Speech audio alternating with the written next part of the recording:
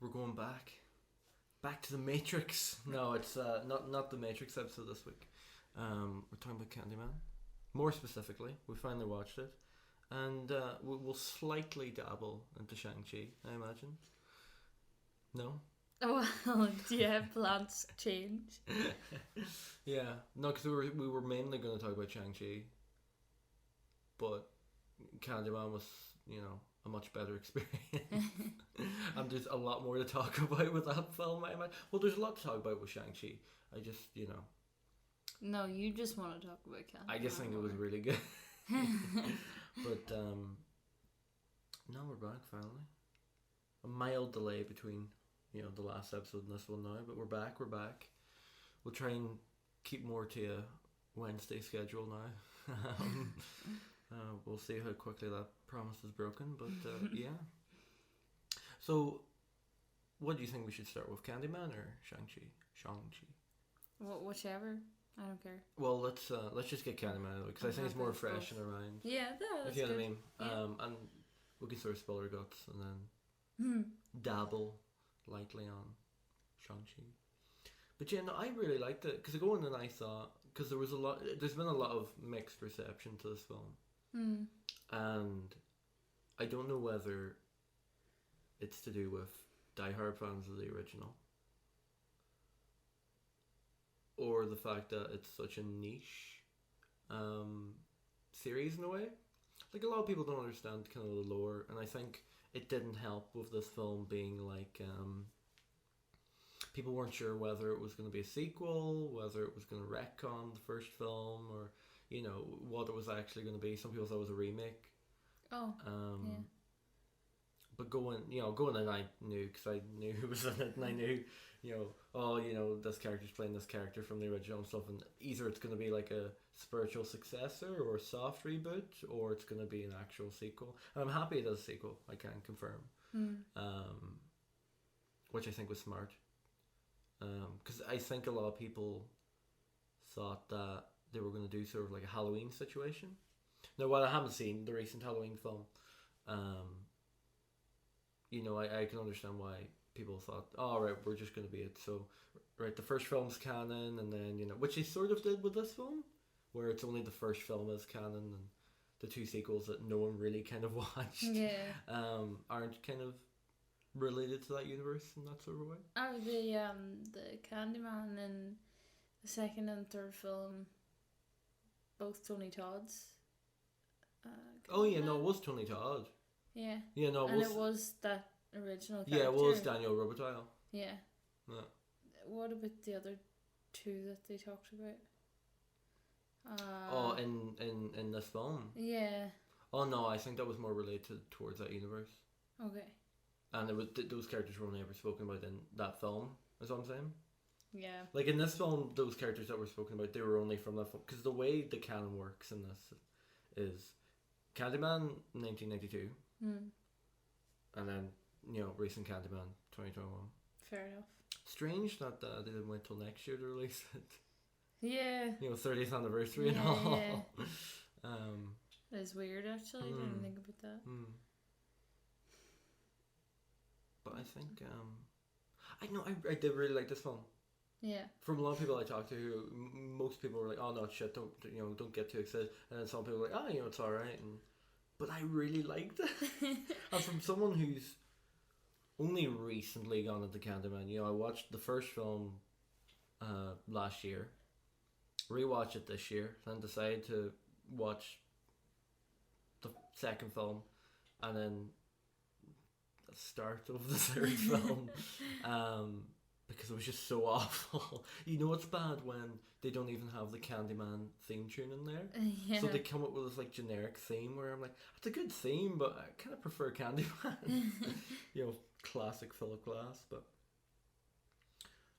for being so new to this kind of series, franchise, whatever you want to call it, I'm sort of a fan, and I do want to see more. I think that makes a difference. So, like,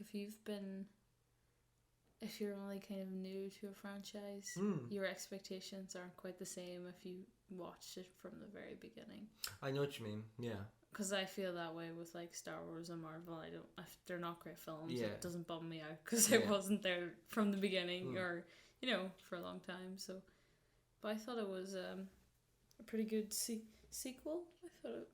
Yeah, because there's been a lot of controversy about it retconning stuff. Okay.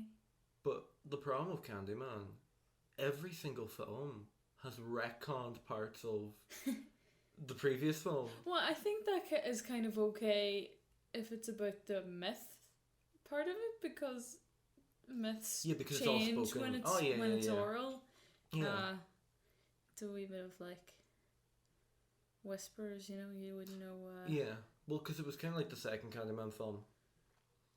The big thing at retconned was the reason Candyman's still alive is because of his his lover. I can't remember her name, but his lover and the myth essentially, right? Well, not the myth. Just his story, his background, right? Mm-hmm. His soul is trapped in her mirror, and the reason why is because when he was lying there dying, essentially, when they brutally murdered him, and they were calling him Candyman, she had his mirror. She had this mirror, and then his soul. I know, it was very weird. I know, but like stuff like that, I don't really like. Yeah, no, I don't where like that. It's kind of like, it's so obscure and weird. Where I'm just like, it's so unbelievable. Yeah. That I'm just like, oh no, this is just shit. And then Candyman 3, fuck, never watch it. The only cool thing that I thought they did was they go more, and something you see in this film, for example, is they go more into the character of Daniel Robitaille. It is Robitaille. Mm-hmm. Pretty sure it's such a I'm probably gonna fucking butcher it, but I'm trying my best. It's either Robitaille or Robitaille. Daniel Robitaille. I think it's with an L. If I say it quick enough, people won't really hear me properly. But it's you only do that when you don't want to admit you're wrong. But but no, the third film went very into like the artistic side of that character, because he was an artist obviously and he painted the pictures. But there's a big exhibition. This character has this big exhibition of all his paintings and stuff, and is using his mythos to sort of drive people into the exhibition, which I think was probably the idea was taken slightly and made a lot better into this film. Yeah. Because I really like that idea, because I think the one thing this film nailed was everything about the first film. Like, I genuinely think this film is equally good, if not better, than the first film. Yeah. In every way, because it's sort of like Star Wars, in a way that Star Wars A New Hope, whatever you call it, the first Star Wars film that came out in 1977, it had these really interesting ideas and stuff, and it was a low budget film, all things considered. But then when the sequel came about, it expanded upon those ideas even better, if you know what I mean. And I think that's what a good sequel should do, and I think that's exactly what this sequel has done, but also explored all the ideas found in the first film, and put like an interesting twist on it and show it from a different perspective. I think it is done very well. I think it has good social commentary as well. Just shows how things haven't really changed in 30 years. In 30 years, yeah. When they obviously should have. But yeah, because like I even think that the interpretation of Candyman is just this urban myth that is carried on because obviously this like physical manifestation of these characters have been possessed, but they're all characters that have seen that systematic abuse over the years, for example. Because like in the film they're talking about like civil rights leaders in like the 60s and stuff. Like there was one guy, I can't remember his name from because he's probably only mentioned it once. When they go into the room, it's all like paintings and stuff, and it's just like, oh, this character, and you're like, oh fuck, what's his name? You say it so quickly, and you're like, what the fuck? But it is really good. But I think that's what's really interesting about that character, because, and I think that, the whole idea of, bringing about these, this social commentary in a way, is you had this character from the 1800s, the original Candyman, Daniel Robital, and then post that, the exact same thing happened with all these men. It's very interesting in a way, and it shows that even though, it's been 150 years or whatever since Daniel Robital died, and those terrible things happened to him, they still happen today. Yeah. And it shows things haven't kind of changed in a way. Like, yeah. But I think as well, obviously they're not still lynching people and stuff, but well, that we know of. That we know of, yes, exactly. But like, I think it's kind of, I don't really know what the word is, but now, because whenever you see it and you're like, these things are still happening, but everybody finds a way to turn a blind eye to it. Like, you kind of live with it rather than, Well, I think the difference is back in like the 1800s, and obviously even like in the 60s, it was all taught about, this is a right thing, that all these things are happening to these, people. Yeah. But now it's like, oh no, that doesn't happen anymore. And I think it's worse because people say it doesn't happen. It's like, it fucking does. Like, I think that's worse than it even was back in the day, because at least back in the day people admitted that it was happening. Like, that's what I kind of mean. Like, because now turn a blind eye to exactly. it. Now it's just like, this doesn't happen. Of course it fucking does. We fucking saw it last year, especially, like, and it's still happening. Well, maybe that's why it was released now, because it was quite, because it was delayed, wasn't it? It might have been. Well, it's weird because it was set in 2019, obviously, and it was obviously filmed in 2019. And had it come out when it was meant to come out, which was August of 2020, that would have been so topical. Yeah, really topical. Especially at that time, that summer. Yeah. But even now, for example, like I always said about Watchmen, the TV series, I was like, that TV series came out a year too early. Had it come out the September 2020, more people would have watched it. Like, timing is kind of key. Yeah. But I find, even though Jordan Peele only produced this and wrote the screenplay for it, or was a couple of writers that wrote the screenplay,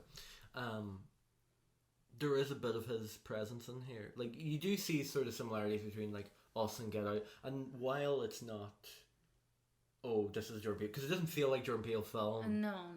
Per se. No. I think it is very much a Nia DaCosta film. Yeah. It's very good, film, like, and it's kind of made me excited for the Marvels. Now. Because I'm just like, okay, this is good. Maybe the next film's going to be good as well. But then again, it's Marvel, so you never know. I know, yeah. Do a horror, then do a Marvel film. Yeah. But exactly, and my point brought up once again. That's all you need to do. If you're a filmmaker these days. Yeah. If you're a struggling filmmaker, just make an indie horror film or just a horror film. And then, make superhero film. And that's you sorted. But no, I wonder if they will do a sequel now. I don't think it's necessary. I think it would be very interesting though. But I think it'd be more interesting if you wait like 10 years. And just to show even 10 years later, nothing's changed. And 20 years, nothing's changed. Yeah. I think as sad as that is. It feels like it would kill it if it would lose its. Well, I think this is gonna. Yeah. Well, I think it is a commentary on the times.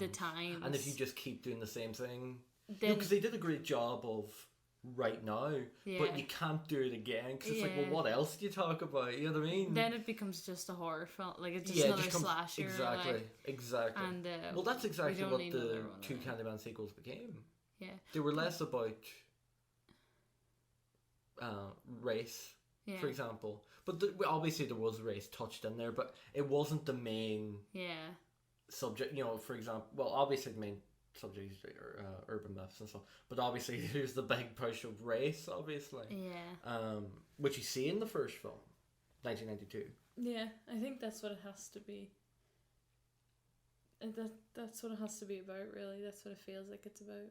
Because you're learning something when you're watching it, and you're like kind of realizing things about the time you're growing up in, like in things that you might notice if it doesn't directly affect you or stuff like that. So, well, I just think, and I don't know why, I think it's just I like Candyman, and I think it's mainly because I'm a big fan of Clive Barker. You know, because I'm a big Hellraiser fan. For some reason. And I think he does a good job. Well, obviously, you know, he didn't write Candyman. He just wrote the short story, which it's based off of, you know what I mean? But it does have this Hellraiser feel to it.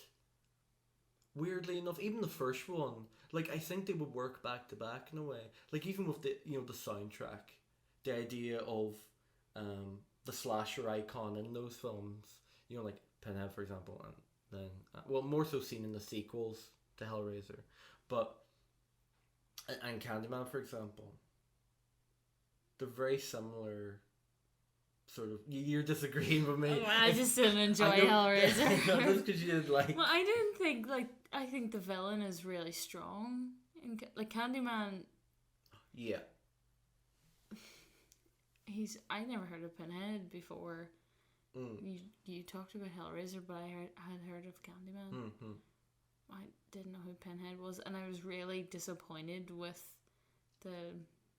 with them in Hellraiser, because I was just like, they're not really here. Oh no, because the big thing about Hellraiser was the first one. The whole idea was the first one, because like Pinhead didn't even have a name until the second film, because the whole idea with the Cenobites were they were a group, but the only reason he stood out was because all the Cenobites were meant to talk, but because of the prosthetics, they, you know, the other two couldn't. Oh, okay. Because, you know, it's just such heavy prosthetics. So they give all the dialogue to Pinhead, for example. So that's why he stood out as the character, because he had an amazing, Doug Bradley's amazing voice as well. You know what I mean? Just that haunting voice. Yeah.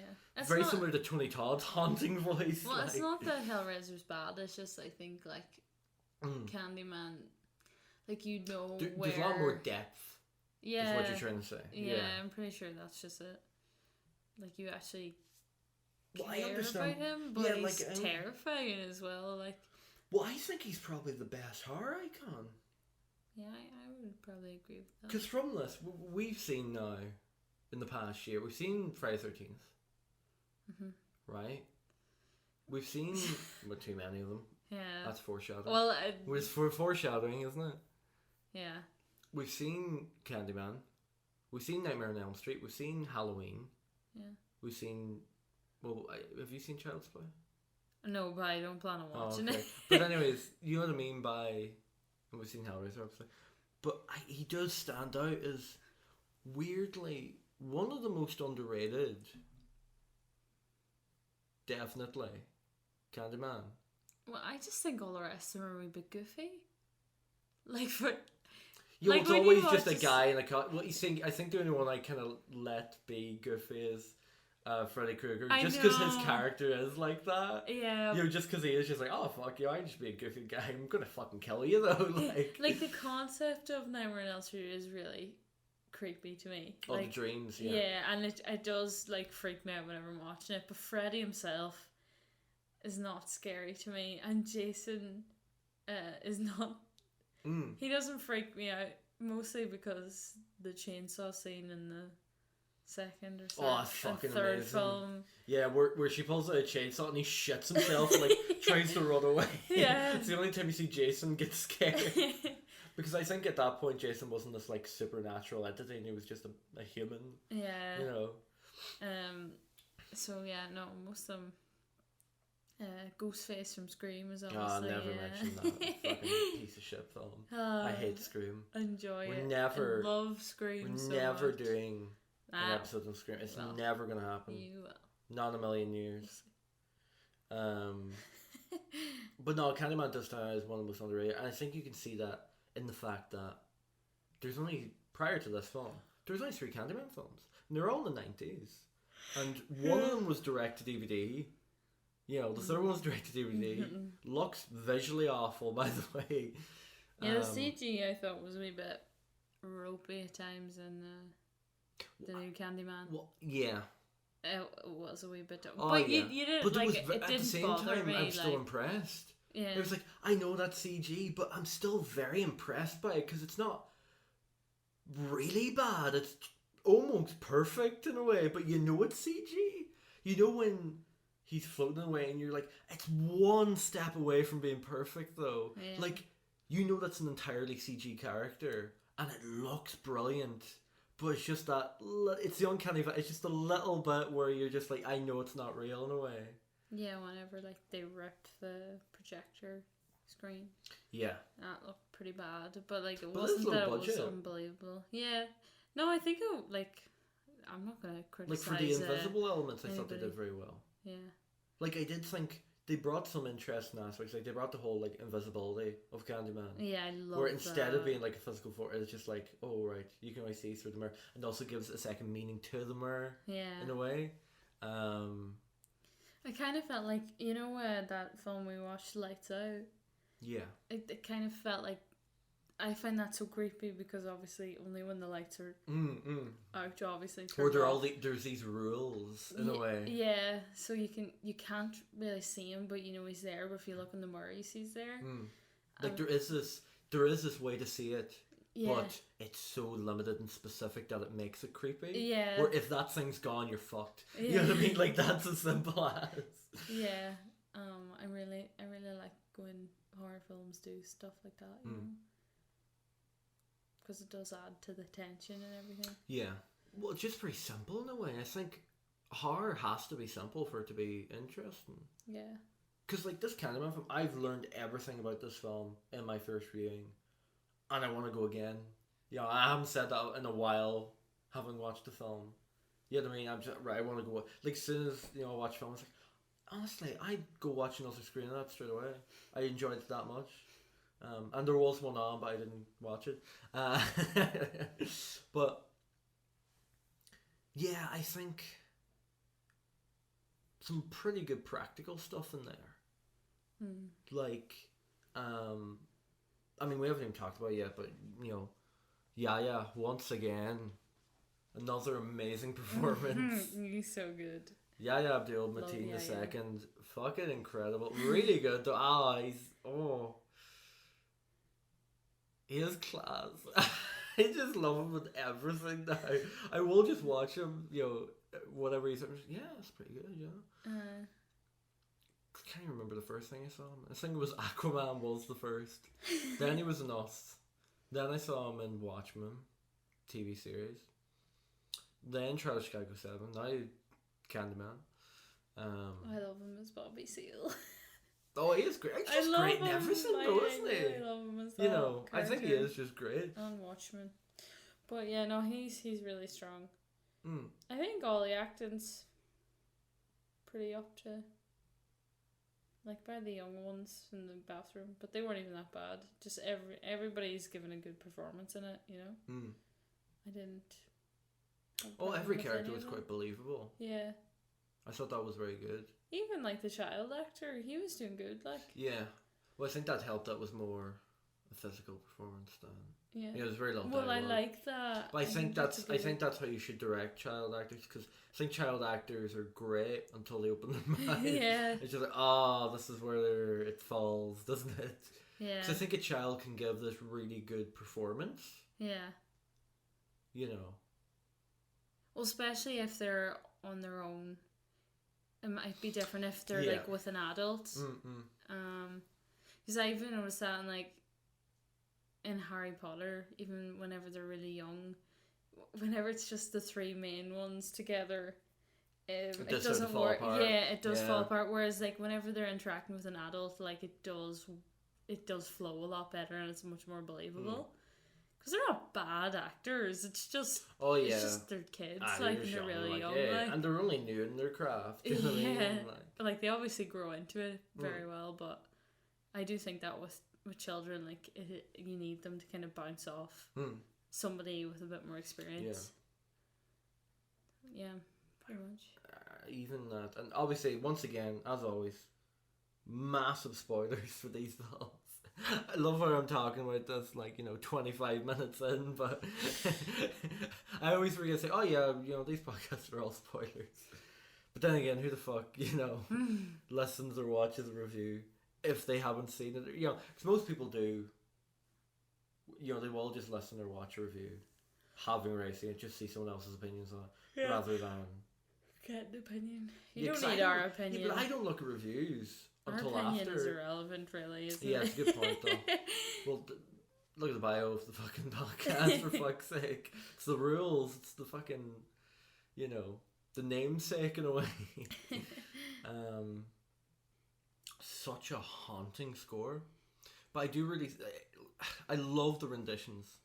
The new renditions of Philip Glass's original tracks from the first film, because I'm surprised Philip Glass didn't do it, because when he originally did Candyman, he thought it was going to be this really interesting story and stuff, and then he was really disappointed when the film came out. He was like, oh, it's just a fucking slasher.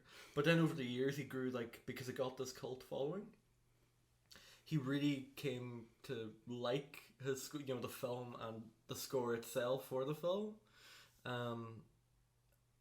Because I do think, I mean, it like I say, the score is so unique and stuff, but I mean among slashers, because it's just Philip Glass, because all Philip Glass, it's just that organ,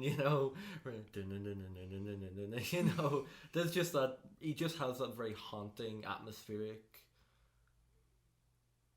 sort of style. It's something more seen in the Catsy trilogy, which is just superb. Amazing score. But I digress. No, I did think the renditions very well, and I thought especially the Candyman theme was used very well, where it was used at the start and at the very end, and it was executed perfectly with that final reveal. And I don't know, I liked the reveal. I think it was important that we had,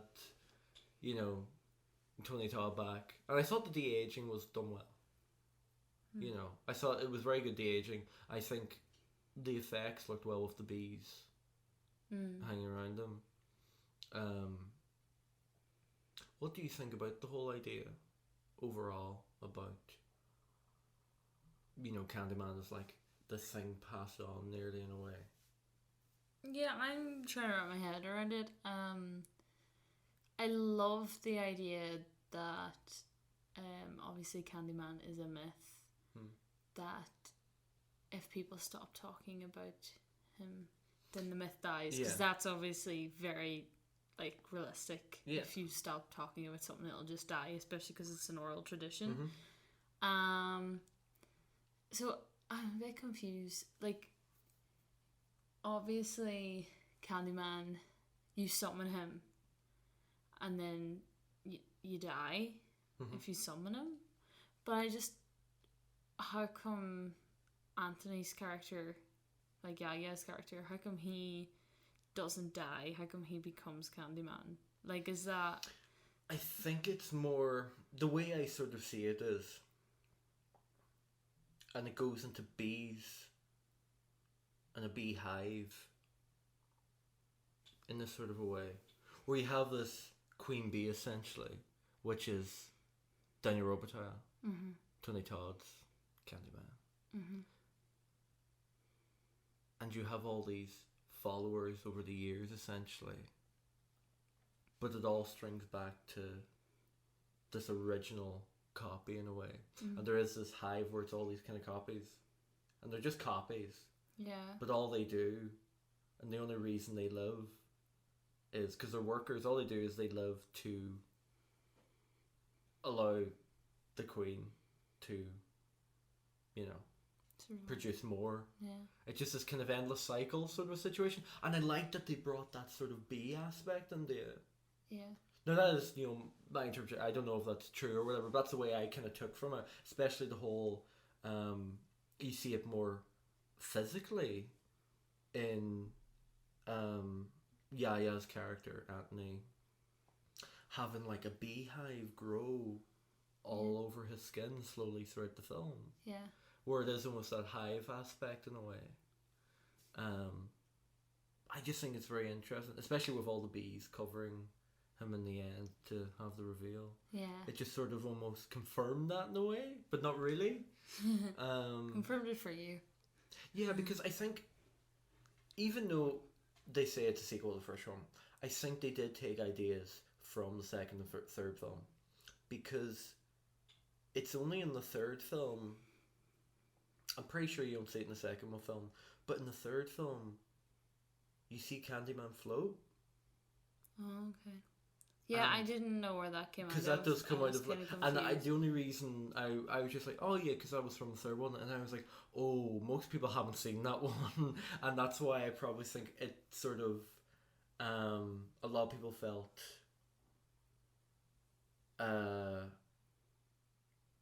what's the word? Like a disconnect in a way. Yeah. Because there were all these ideas, but I think for like the fans, the big fans, like the cult fans, in a way, I'm very surprised they don't like this film. Excuse me. I would have liked more time with his mother. I love her character. Yeah. But I understand I like it's not really the big necessary, reveal. Yeah. Well, it's a big reveal for... Well, it's very weird because it's obviously a big reveal for people who hadn't seen the first film. Because if you'd seen the first film, you knew exactly what this story was going to be, and you know who he was, in a way. Yeah. It was very obvious, that's what they were doing. Mm-hmm. I got confused at the start. I thought your man... Burke? Yeah. Obviously they brought in a new kid rather than the one that was the kid in the first Candyman film. Remember the kid that was like close with Helen? That's not him, I don't think, is it? No, I know, but I thought it was going to be him. Oh right, yeah, no, I thought thought it was, and then I was like, oh wait, no, this is 1977.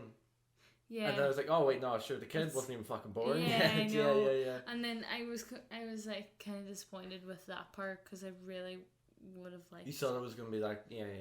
I thought it was gonna be that close to a sequel, but obviously not. But like, I don't know. I didn't really. I think that would have been too on the nose. I didn't get the whole thing with him though. Like his character, why he wanted Candyman, why he wanted to turn into Candyman. I think he was just a man that had suffered so much in his life and had 2 encounters with Candyman. Yeah. That, with like you have these cult following things. People join cults and stuff. And they do eventually become like so invested and possessed in a way. Yeah, it's just weird because he knows that he saw Candyman. Well, he didn't see it, but no, Candyman killed his sister. Well, yeah, he had 2 encounters with Candyman. One was not the real actual Candyman, it was just a manifestation of him, essentially. Yeah. But was completely innocent. Yeah.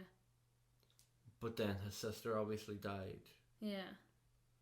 And then he was like, oh fuck, right, this guy's real. Yeah. And I think that... Well, I think it works because this film, again, we haven't really talked about it yet, but it deals with trauma from every character. Anthony's trauma being obviously what happened with him as a baby, even though he didn't remember, but it eventually catches up to him. Yeah. His girlfriend... Yeah, her father. Not really a girlfriend. Not really confirmed. Her father, obviously. That's her trauma, which I thought they did very well in when she sees the curator art guy murdered and she goes to sleep that night, that we see that murder parallel with her father's death, because they're basically, that would work, that makes complete sense with that character, because obviously that she would think of both of those events at the same time, because it's the only two major traumas in her life that we know of, obviously. So that made sense, and it didn't feel like showing us her backstory in a forceful way. It did it in a very natural way. And obviously Burke's being his sister, and obviously what happened with the Candyman we saw at the start of the film, essentially. Yeah, and the cops. You know, again, two traumas. Murdering him. You know. I find it very... it's such a... You know when we were talking about Get Out and Us? And we were talking about Get Out's is probably a better film, but Us is more interesting to talk about. Candyman's both. You know what I mean? Where it's a really good film, but it's also very interesting to talk about, and there's so many layers to it. I don't think I enjoyed it as much as you did. Yeah, I know. I'm just really on a high about it at the minute. I did enjoy it. I don't know. I thought it was as good as the first. Yeah, I just felt kind of disconnected from it. Maybe it's because it's been so long since I've seen the first Candyman. I do want to finish the third one now. Even no, it's fucking awful. It's not a good film. I do feel it's my right to, in a way. Just because there are those kind of like elements taken from it. Yeah. In this film, obviously. It was very weird because I was reading one thing and it was like they were originally going to have like Helen be more of a character in it. I think it worked with her not being in it. Yeah, I think Helen... It would have been weird having her in it. Well... As interesting it would be, it's like, it doesn't really suit the story that they're trying to tell. It doesn't really suit the whole themes of it either, because you just have the kind of it would have to be a white different girl film. thrown in there that takes away from what it's about, really. Yeah. Because she... I think she works if you're talking about Daniel Robitaille and his wife. Yeah. Because you know how they sort of do the whole... Well, it's actually kind of... Even this whole idea that there's been these Candymans all along, it's kind of foreshadowed in the first film. Because Helen's seen as another representation of his wife. Or his girl, his lover, essentially. That's why he calls to Helen, because he sees her as his lover. No? No, you don't Daniel Robitaille's No, I lover. know that happened. Yeah. I just don't know if that's foreshadowing. Like, because it doesn't feel like it was foreshadowed with a different Candyman. No, it has. It's in every Candyman film, because every Candyman film, the main protagonist has been a blonde white girl who's meant to. And in every film, they change the paintings. They change his paintings to look like that character. But that is only connected to Daniel's character. Yeah, that's what I'm trying to say. Well, no, that's what I'm trying to say. If they were telling a different story, it would have to be about his wife, and then you could have Helen in it. But that's the only way Helen would have worked in that story. Yeah, Helen wouldn't have worked in it, I don't think. No. Because it wasn't... No, because this film's about Candyman. It's not... It's like about Candyman's legacy, really. Isn't it more? This film. And the place. Like, it's basically about... Cabrini Green. Yeah. The awful I like that place that they were set up in, you know? I like that they went back to film the same location. It's the same location. Oh, the only difference is the actual big have been taken down. Yeah. You know. But I like that they actually went back and filmed the same place. Like, pretty cool. So yeah, no, I think we'll move on to Shang-Chi. But any closing thoughts on Candyman?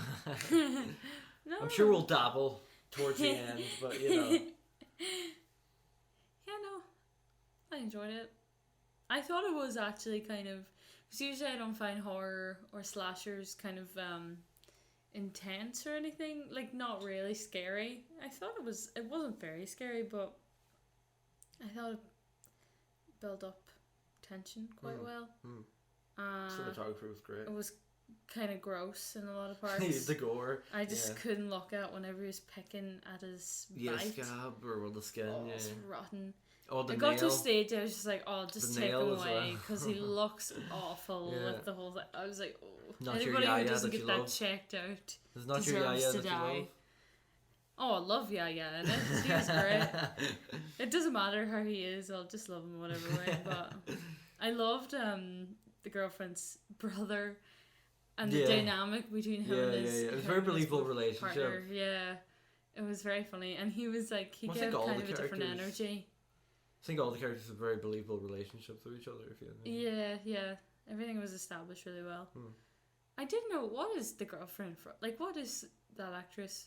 What is she from? I can't remember. She has such a recognisable face. I know. I can't remember what she's in though. She's really great though. She's really good. I really enjoyed her. I must look up who she was again. Definitely seen her before, because I can't remember her name, but you know when you see a name and you're like, oh, I know from something, but I can't remember exactly. Don't know what it's from. Yeah, obviously from every film that I'm ever gonna watch ever from now. Yeah. Shang-Chi. This is going to be completely different for you. Oh yeah, this is going to be a completely different topic, yeah, because I'm not a big fan of this film. Yeah. That's why I saved it to last, so I can barely talk about it. No, you start, because I'm just going to have this ramble monologue bullshit soliloquy. Okay, I think I have more good to say about it than you did. Well, mostly characters. I think the characters are great. I think all the acting's pretty... I mean, it is a Marvel film, but I think all the acting's pretty good. I mean, him himself is amazing. Shang-Chi, like, he's great. Oh, yeah. I do think the characters are very... Right, fuck it, no, I'm just going to say my... Characters are great. The relationships between the characters are great and believable. I just don't like the story. You know what I mean? Yeah.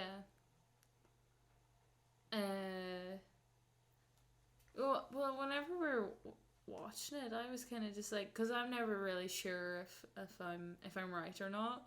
But I was kind of sitting I believe there, it's called having an opinion. No, but I was just sitting there and I was like, this feels like it's paced kind of poorly. And I was like, yeah. Like, one of my biggest problems was, I don't understand why everybody needs a twist or just like a big reveal. Like, the way that he was there when he witnessed his mother being killed. I don't know why they waited so late to tell us that, because there was no, like, whenever he then goes to her village, I don't feel like it's a big deal for him, other than his mom died. Like, I feel like I would have connected with him more and understood why he was so against going. But I don't know why they had to do a big reveal, because then it felt rushed and it felt like, well, this is kind of we learned this really, really recently, and then he has to overcome it like 5 minutes later. Like, it didn't feel like it had been paced, or like it had been put in structured well in the story. I think that's a massive thing with this film, though, because I think it's really structured really bad. Now, I don't know who to blame. Do you blame? Was it written that way? Was it the editor? Because, like, honestly, who do you blame? Do you blame the director? Do you blame the writer? Or do you blame the editor? Those are the only three people you can blame. Because if it was written that way, fair enough. You can change it probably in editing. Maybe not. But the director, again, has to look at that and be like, should I film it that way? Or should I film it in a different way? Or should I do both and then have the option later? And then the editor's sitting there like, to be fair, I don't blame the editor, because they're sitting there like, right, if that's what happened before, I have no fucking options here, I just have to do this. But then again, you could just be like, maybe it was a second, an afterthought, because most of it's spoken through narration. That's described. Well, I didn't really like that, the way it was narration at the start, and then there was no other narration. No, I was fine with that, because it was more of telling the story of How? the Mandarin, as they call him, and it's so racist. But you know, Yeah, it's it really terrible is. It's just, name. oh fuck me. I do like how they do talk about it. And, I do like how they discuss it. It's like, yeah, no, I've had do. many names. I mean, this is my real he's name. great. He's wonderful. Who, Tony Long? Yeah. Oh, Tony Long's great in everything, I just though. I was like, oh, he's the great. reason I He's so watched this believable. film. I was like, Tony Long? Fuck yeah. The only thing though, I just didn't feel like him and the son. I didn't feel like there was a. You know, whenever he dies. Closure, yeah. Like I didn't Spoilers, really. by the way. Yeah, well, he didn't Dark really one. feel like. I didn't feel moved or anything by it because. Right, what's that thing it's called? Oh, you know, like the save the cat moment, which is where, like, if you're writing a character, they say you need to give the character a moment. It could be really, really small that makes you, like, care for them, even if they're the worst character in the whole thing and they're a The villain. film has many examples. Yeah, but they don't give a moment. So, like, him as a father, there's not really any moments where him as a child, you know, whenever we see flashbacks of him growing up, there's no real moments. Who, Shang-Chi? Yeah. There's no real moments where his dad is like endearing to him or he does something. Like the mother is obviously, you feel that connection between mother and Shang-Chi, whereas you don't feel that with the father because there's no moment where you care about the father. He just feels kind of cold the whole time. Oh yeah. Like, but even when he takes off the rings and stuff, like, they'd never have a moment together that makes me believe that he'd be, like, obviously you'd be upset if you had to kill your dad, but you know what I mean? Like, there's not, like, you have to kind of bring that into the story a little bit. Like, it's not enough to just call him his father and say it's hard to kill your dad. Yeah, like, I know what you mean, but I think he is a very interesting character, and I'm happy that they made that character the way he should have been, you know, and that we at least got a film of him. I don't think we're going to get another one. Maybe we will. You never know. It might be in the sequel. To be honest, you never know with Marvel. To fucking bring him back. Yeah. Like, I'm sure Tony Long will do it. Like, fuck yeah, a ton of money. Yeah, all right. 50 something now. It's like, I can't remember. He looks great though. He looks great. Because I remember watching it, I was like, why they de-aged him? Didn't he do much work, to be honest? Like, you know, he looks great. Like, I don't even know why you bothered. I mean, I loved the idea of, not the idea. I just love it when Marvel does something that's not completely basic. It did feel different. It did Like feel it different. was, I yeah, think that's why a and lot of it- people like this one, is because it does feel different to Marvel. Yeah. You know, like any other kind of Marvel film. Especially coming off the backs of Black Widow, for fuck's sake. You know, which is probably an example of the opposite of what this film did. Well, it's just exploring different settings, different cultures. Yeah. You know, just rather than your, like, Generic just superhero your real film. generic, Oh, everything, real mainstream. Well, White man, basically, Yeah. straight white man. well Not that I have a problem with any of that, because I definitely don't now we've watched all those movies, but I love the idea of hearing different stories, because Well, it opens people up more to, you know, people might watch that film and be like, oh my god, I like, you know, Tony Long's character. yeah, What else is he in? And then you go watch a ton of his films, Yeah. you know, and you're open up to a ton of new, you know, ideas, Yeah. and, you know, a different completely cinema. different, completely different cinematic culture in a way, or Yeah. film, you know, Well, country, essentially. at the minute, like, I'm really, and this is kind of a thing where you do have it in Ireland, right? Where it's like we have a really strong mythology, but there's really complicated history between our identity, our culture, because of so much shit that happened and scandals, and you know, so much awful things have happened. And like, I just find it so interesting whenever you see other cultures or like other countries and other people, like, But they embrace their culture. yeah, More, but yeah. obviously in Shang-Chi, like, he isn't really embracing his culture, and then you have the character of Katie, who feels really who seems really lost because she's been so disconnected from her culture. Well, she's obviously American, but Yeah. America is kind of known for not really having much of a culture. Yeah. Like, you know, they're all blow-ins essentially. Yeah, 100%. So like, because they, you know, sort of killed everybody else there, sadly. Yeah. Poor fucking Native Americans. But yeah, no, like, obviously, and then whenever she starts to like get in touch with her roots or a certain type of Chinese culture, she starts to like embrace it more. Yeah, and she finds who she is, and I just love that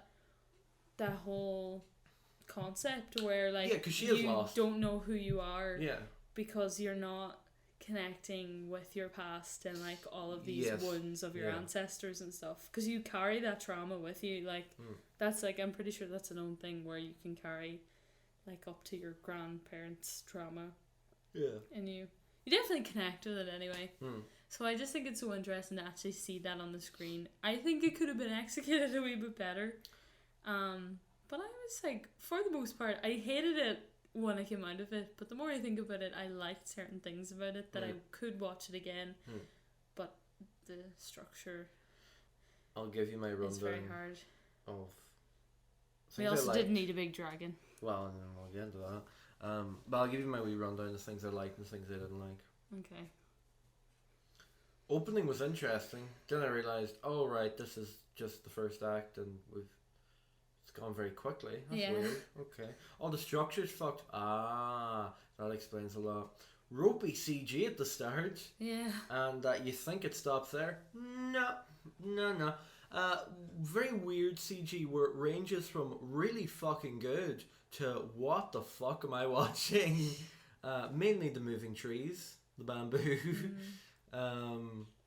Just doesn't look good, that. It was also quite saturated or something. I thought Ash is Marvel. Yeah, it was Ash is Marvel. very yellow in the forest scenes. Yeah. Well, I think that yellowy greeny kind of works. It was more reminiscent of like Crouching Tiger, Hidden Dragon in a way, which I think they were trying to do, especially that whole sequence. To be honest, right.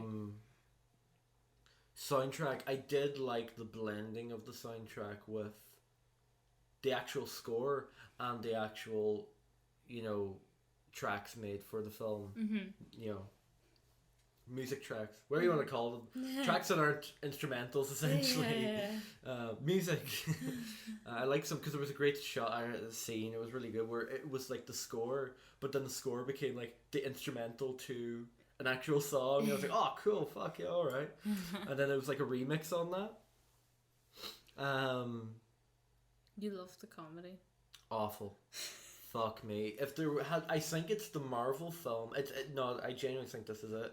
It's the Marvel film. It's beaten Thor Ragnarok as having too much comedy that it hinders the film. Yeah. There's some comedy in there that I like and find funny, but there's sometimes it's like, oh, you didn't need that. It's far too much. But like, it really hinders the film. Yeah. Because it really takes you out of it. And you're like, what am I actually watching? Well, I think the comedy has to suit the character as well. Like whenever he was making jokes or Katie was making jokes. Yeah, I thought they bounced well together. But then it was too much. Yeah. In a serious moment, I'm like, yeah. It sort of dampens that moment then. Like it works with something like Iron Man because he doesn't take anything seriously. Yeah. But deep down he's very fucking serious in a way about this. He's like really cared. He's doing that as almost a coping mechanism. Yeah, and it's the same with kind of Spider-Man. Like he's obviously, Tom Holland. Scared shitless essentially. Yeah, but he's like very comedic the whole way through, and then it's just like in Homecoming, whenever it's a really serious moment, whenever he's trying to lift the thing off him, then it gets really serious, and I think it works really well. Whereas I think they were kind of shoving off the, like they didn't want to take it too seriously, but I don't think I don't have a problem with things not being funny. Some people are really uncomfortable with when things get serious. Oh, it's too serious, yeah. Yeah. And they usually Marvel have it like, oh, we'll have a one-liner in there. Yeah. To break the tension. But then it ruins the previous... Well, sometimes it's tasteful. Well, sometimes it works, yeah. but I not constantly, and I No. think like you can't be afraid. I think Endgame had a nice balance, even though that got a lot of backlash. I think it did have and Infinity Ward. I think Infinity War, not the name of a game company or developer. Well, you can't shy away, I think, from yeah, you need a balance from being serious at times. You know, like Justice sometimes League. it just works.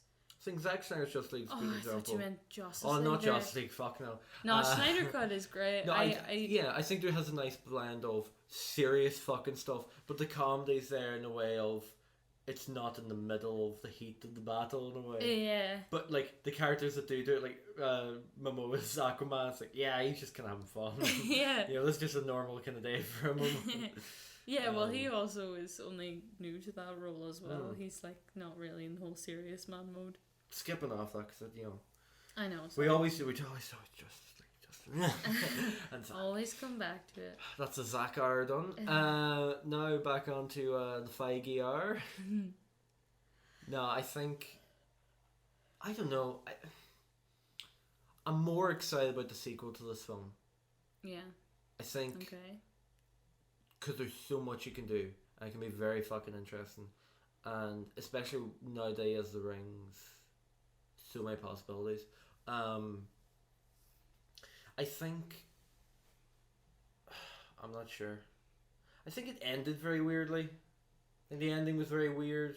I didn't like the Very jarring. tease. I didn't like the Kind tease. of like an epilogue sort of way. It was very jarring. I think that whole thing should have been An post-credit after-credit scene, Yeah, I rather think that than too. that be the ending of the film. Yeah. Um, I third thought act that too. awful. Third act is just awful. I mean, everyone comes out saying third act's pretty good and stuff. I'm like, the third act is half the film. Yeah. I've always said It did I go judge on. the third act as 50% of the film. The third act doesn't actually have to be half the fucking film. I felt like 2 hours long, that third act. Yeah. Because there's too much going on. Yeah. There was more stuff. It was kind of like the battle in Endgame. But the battle in Endgame worked because the whole film built up to that moment. Whereas when you get to that moment in this film, it's only revealed Yeah. that, here's all these rules about the third act and stuff. Yeah. It's like, wait, what? Alright, there's a dragon and there's this thing we keep and lock away, and it's like, sorry, you can't really tell us that right before the big battle at the end. I think it Yeah. does that really. I don't think they do that well. Yeah. Fucking dragon's class, though. I thought that was class. Yeah, it felt really weird. I think like It was like a Transformers film. I don't think there was. I've never seen Transformers film, so I can't. It was basically a film of 4 acts. Yeah, Where the battle well. starts in the third act Right. and doesn't end till like the start. You know, the fourth act's over. Yeah. Essentially. I just felt like needed more time with them in the actual village. Yeah.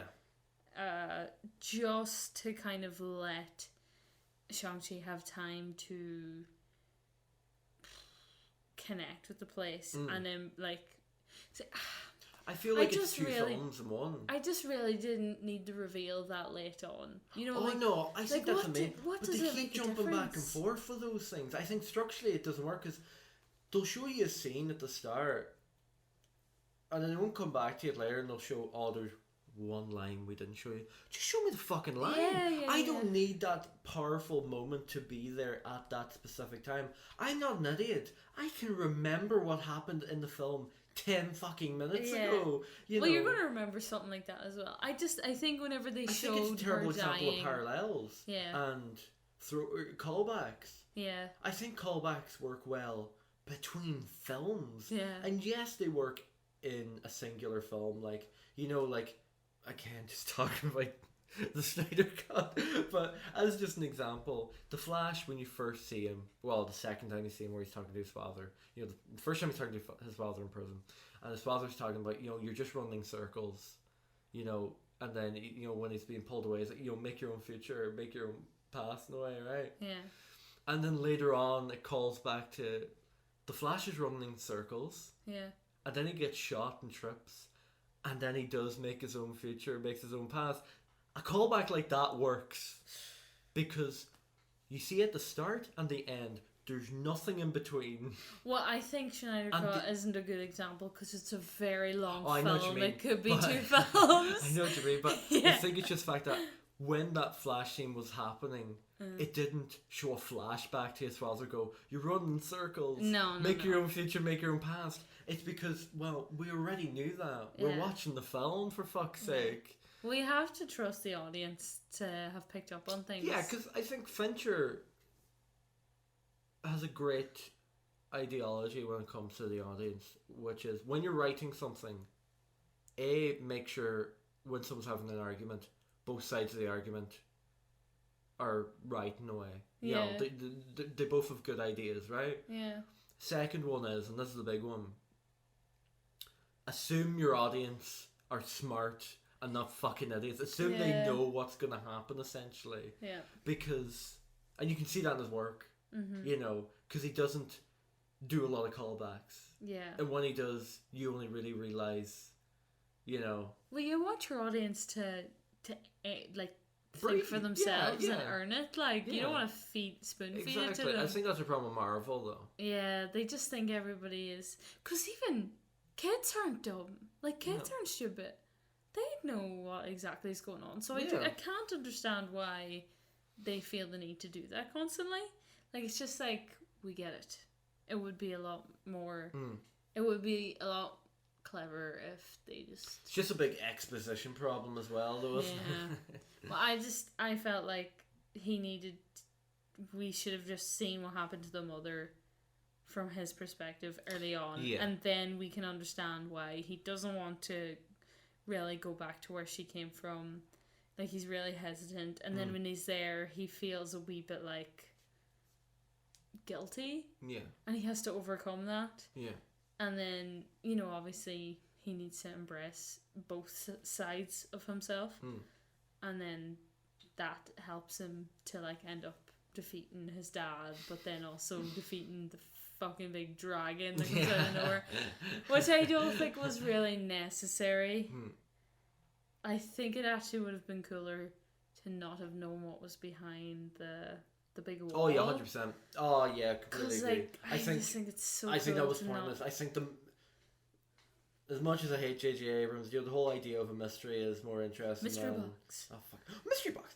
You know, fuck you, J.J. No. I like Super 8.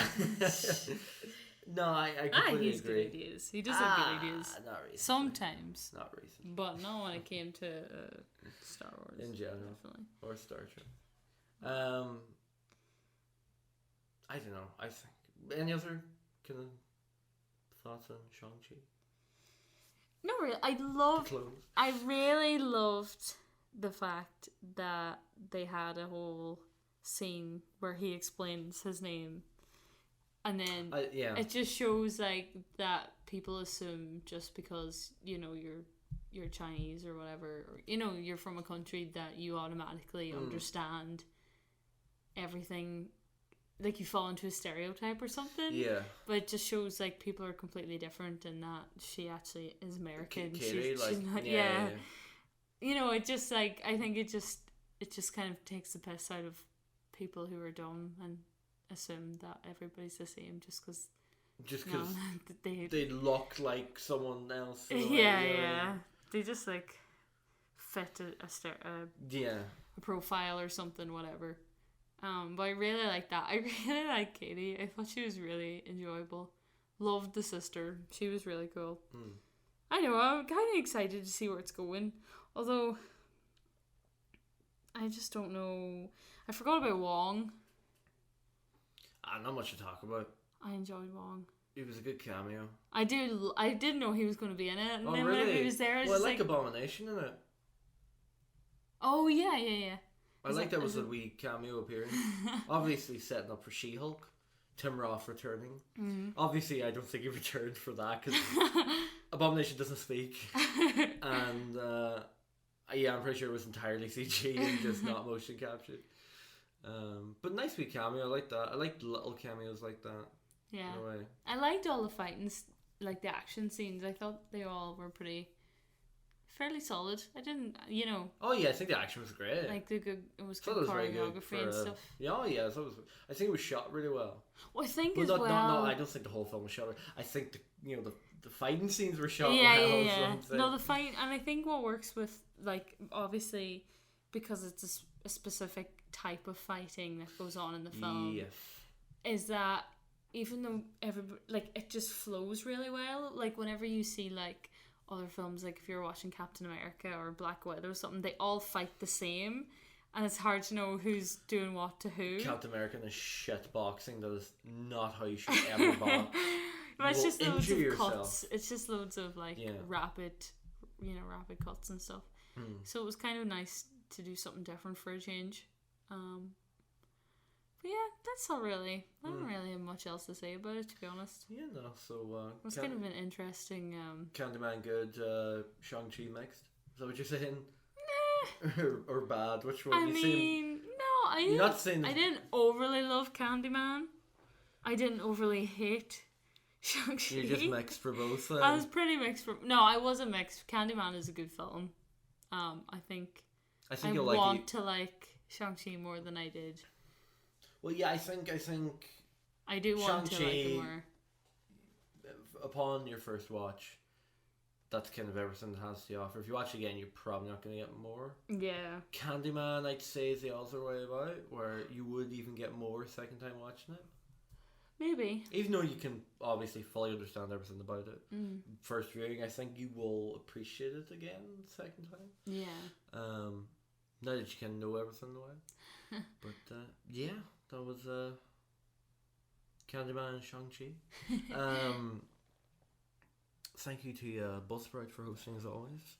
Just as of today, hit 100 downloads, which is incredible. Podcast's only been up on Buzzsprout for what month are we on? September. 4 months? 5 months? That's not bad. Not bad. And yeah, make sure to follow us on Instagram at Stay Podcast. Check YouTube, even though I wouldn't bother personally. And once again, same with Twitter, don't bother. But yeah, that's been this week's episode. And hope you have a good evening. Alright.